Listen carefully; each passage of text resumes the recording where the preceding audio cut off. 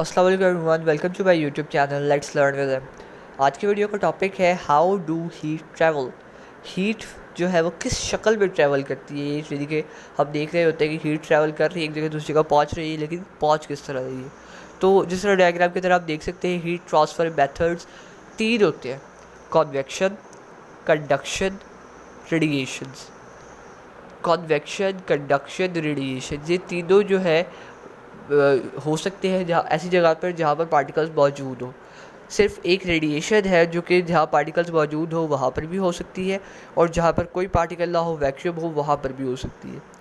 तो इसमें बात करते हैं कंडक्शन की। तो जिस तरह डायग्राम की तरह आप देख रहे हैं कि उन्होंने एक मेटल का रॉड लिया है, मेटल रॉड लिया है, उसके नीचे उन्होंने फ्लेम जलाई है। फ्लेम जली है तो वहाँ पर पार्टिकल्स ने एनर्जी गेन की है और उन्होंने वाइब्रेशन स्टार्ट कर दी। पार्टिकल्स ने वाइब्रेशन स्टार्ट की तो वो वाइब्रेशन मुंतकिल हो गई अगली पार्टिकल्स पर। अब वही वाइब्रेशन अगले पार्टिकल्स पर मुंतकिल होती होती हो जो है पूरे रॉड में कंडक्ट हो गई। तो ये है कंडक्शन। कंडक्शन होती है सॉलिड्स में, क्योंकि उनके पार्टिकल्स बहुत ज़्यादा करीब होते हैं, एक दूसरे के नज़दीक होते हैं, तो कंडक्शन का प्रोसेस हो पाता है। अगर पार्टिकल्स के अंदर गैप हो बहुत ज़्यादा तो कंडक्शन नहीं हो पाएगी। क्यों? क्योंकि जब एक पार्टिकल वाइब्रेट करेगा वो दूसरे पार्टिकल के साथ कांटेक्ट में ही नहीं आएगा, तो उसके अंदर वो वाइब्रेशन मुंतकिल कर ही नहीं पाएगा। नेक्स्ट है जी कन्वेक्शन। कन्वेक्शन होती है फ्रीली मूवेबल पार्टिकल्स में, यानी कि जो मूव कर सकते हैं। सॉलिड्स के पार्टिकल मूव नहीं कर सकते थे, वो सिर्फ वाइब्रेट कर रहे थे। लेकिन यहाँ पर लिक्विड्स और गैसेस के पार्टिकल्स की बात करेंगे क्योंकि वो मूव करते हैं। तो जब हम उनको हीट देंगे तो वो वाइब्रेट नहीं करेंगे, वो अपनी जगह से मूव कर जाएंगे।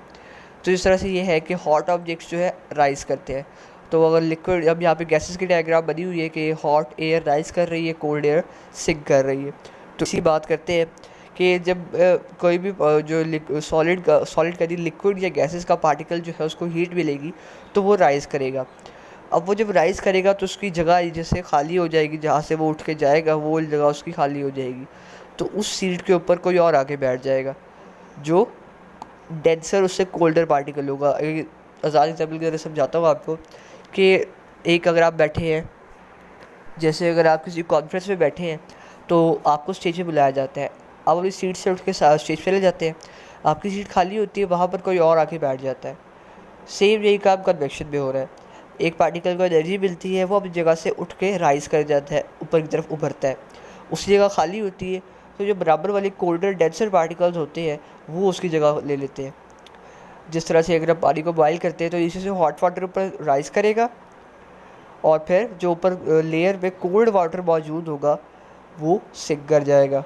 ये कन्वेक्शन है, ये एक सर्कुलर मोशन जो है मॉलिक्यूल्स का। हॉट मॉलिक्यूल्स ने राइज करना है एनर्जी की वजह से, और जो कोल्डर मॉलिक्यूल्स है उन्होंने सिंक कर जाना है।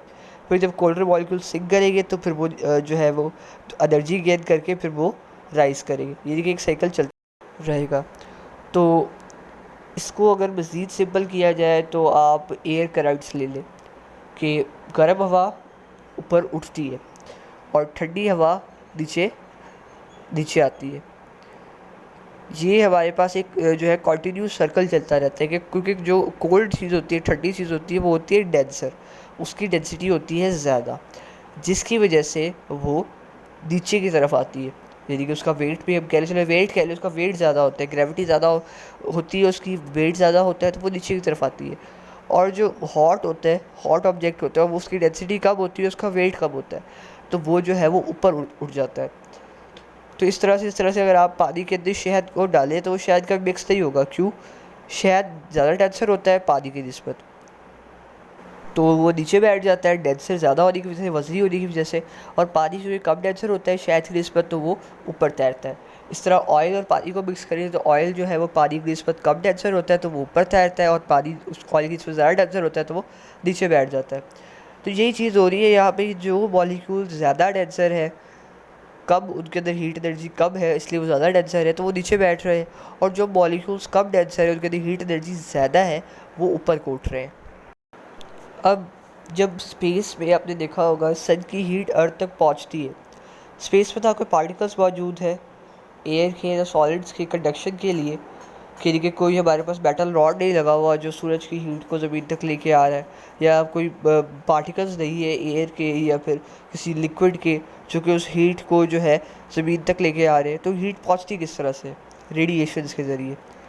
हमारे पास हीट एनर्जी रेडिएशंस की शक्ल में भी ट्रैवल कर सकती है, यानी कि जो रेडिएशंस है वो रिलीज़ होती है किसी भी हॉट ऑब्जेक्ट से। यानी जो चीज़ गर्म है वो कुछ रेडिएशंस रिलीज़ करती है जो कि ट्रैवल कर सकती है वैक्यूम में भी। रेडिएशंस जो है वो मीडियम में भी ट्रैवल कर सकती है और वैक्यूम में भी ट्रैवल कर सकती है। तो रेडिएशंस के थ्रू सन की हीट ज़मीन तक पहुंचती है, और हमारे पास माइक्रोवेव ओवन्स के अंदर भी रेडिएशंस का यूज़ होता है। Goodbye, see you in next video. तब तक के लिए अपना ख्याल रखिएगा। आज की वीडियो के अंदर इतना ही, and don't forget to like, comment, subscribe and share my videos, and also click the bell icon